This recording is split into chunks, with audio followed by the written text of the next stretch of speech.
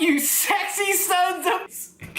I used to see that shit 3 times in a row for that shit. Woo! Oh, man! The other day, I made single-handedly the greatest purchase of my entire life. Like, Sean, what is it? What did you get? Hold on. I bought a rice cooker.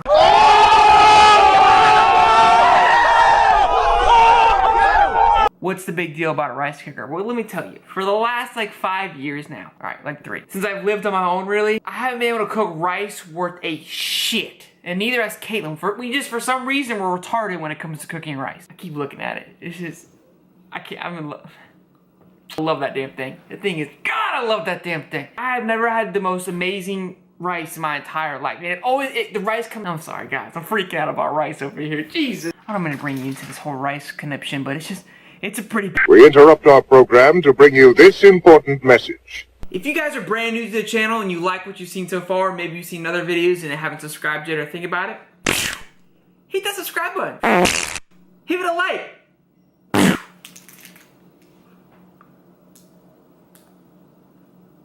So the other night, Caitlin and I watched a documentary called the Minimalist.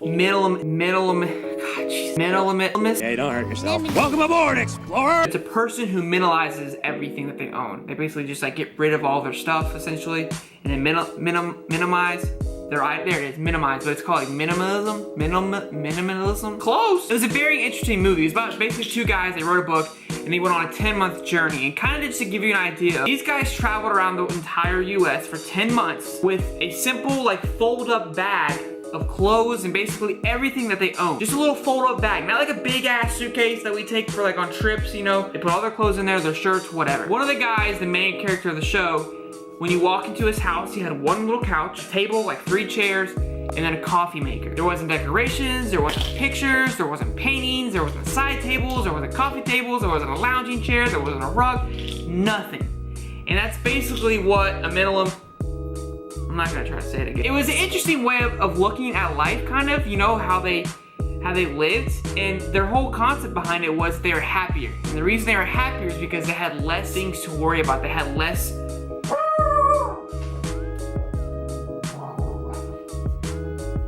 He's not happy with the idea. They're kind of going with the fact that, you know, today in our society, that we feel that the more items that we buy, the happier that we will be. And we're like constantly trying to fill this void of unhappiness with items and belongings, and we're never gonna fulfill it.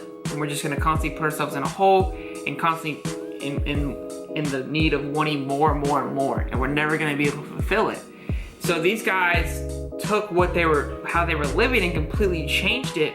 And in this sense, we're able to enjoy more of actual life, enjoy relationships with people, enjoy more about themselves, and kind of learn a little more about themselves and become more intellectual. And some people, like they interviewed, they lived in these things called tiny houses. If you don't know what a tiny house is, look it up. It's pretty self-explanatory. It's a tiny house. It's about the size of a trailer. Basically, you have a bedroom, a kitchen, and a living room, and it's just boom, boom, boom, like all right next to each other. Everything you need to survive. And the rest of it, you get to enjoy your life that way. You know, less things to worry about, less items to worry about. You don't have a house bill or a Comcast bill or electric bill. Just very simple. And it sounds crazy, it sounds kind of cool, and like Caitlin wasn't a huge fan. She was not a fan of it. She needs her 46 pairs of shoes. No, she doesn't. I thought it was interesting. I liked it. I feel that in a sense that I can be kind of a hoarder in a way, for sure. I have a shit ton of shoes as well and a shit ton of hats that I probably don't need, and but it's just like I can't get rid of it, you know. It's kind of like who I am, my culture, my past, my story. So that's kind of where I come in and get rid of all my stuff. But I don't knock it though. I think it's a really cool way of living. Maybe one day give it a shot, you know. I wouldn't mind living in a tiny house. That'd be kind of cool for a bit. But I don't know, it was just a really interesting documentary, and if you want to take a look and kind of learn more about it, I can barely even say the damn words, so I'm sure I didn't do that great a job explaining it. But if you're interested in a new way of life, and that was kind of their thing, is like, hey, we're not trying to tell you how to live, we're trying to tell you the right way to live. We're just saying, hey, there is another way to live. And that's kind of what I liked about it, you know. It's just like, hey, here's a template. If you like it, give it a shot. If not, that's okay too. And I think that was really cool for them to kind of bring us up into that concept. So what you're about to see is some footage of my mom. I felt bad for always cutting her off. And I went over there. I was like, I always cut you off. So before the new year starts, and I start cutting you off again, I was like, let's have you say something, like whatever you want to say to the people.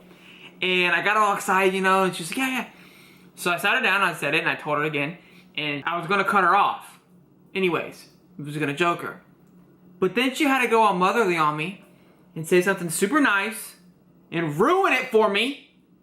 So I have to put in part of what she said because she talked about me, so. But then I cut the rest off. Hi, Mom. So I was thinking the other day. Oh God, I do that stuff swept around the neighborhood. Since I was like, what happens if my kids were to find these gems and watch it, you know, and they see you and say you croak out before you get a chance to meet them? Thank you. Okay. Yeah, I just wanted. I was like, I make the vlogs, but barely because you block. yeah, I got the block. Yeah, so I was like, they don't really get to know who you are, so I was gonna give you some chance for the new year. Starting tomorrow, we'll get back to normal schedule. But I was gonna let you say a little something just in case they do find these one day. They can actually hear what you have to say.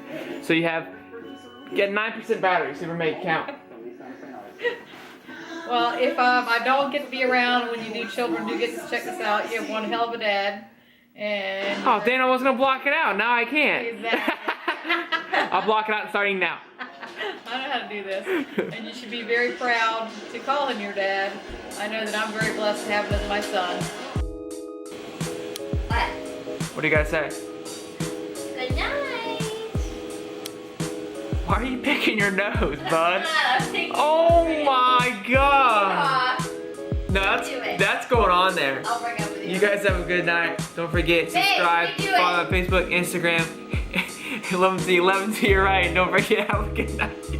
I'll break up with you.